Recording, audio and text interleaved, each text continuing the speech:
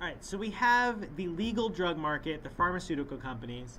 We have the illegal drug market, which is highly decentralized in contrast to the pharmaceutical companies. But there is actually some overlap between these legal and illegal drug markets. So legal drugs themselves can go into the illegal drug market. They can be abused. They can be sold on these markets. This is known as diversion. So essentially using a legal pharmaceutical to get high for non-medical purposes. And when they get diverted, it's kind of interesting how they get diverted, because it's not necessarily people buying them in a back alley at some dangerous, corrupt pharmacist who's trying to make extra money. About half of all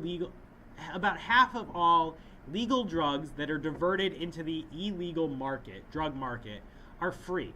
They're shared by family and friends.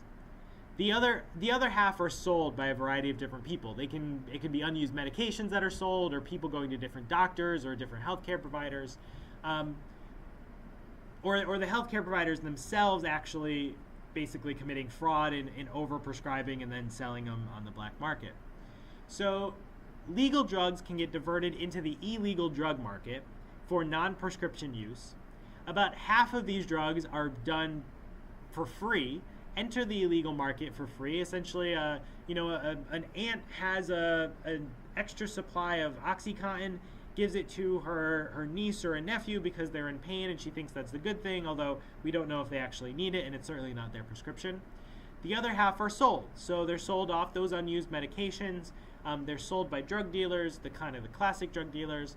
People can doctor shop, so they can go from emergency department to emergency department, from primary care physician to primary care physician, getting multiple prescriptions for the same drug. Or the healthcare providers themselves can essentially commit fraud by overprescribing and overprescribing medications, but then using those prescriptions for non-pharmaceutical purposes. There's also internet pharmacies, and these are difficult. There are some legitimate internet pharmacies out there, but a lot of them are essentially illegitimate. It's a way for people to get a pharmaceutical product without a prescription drug.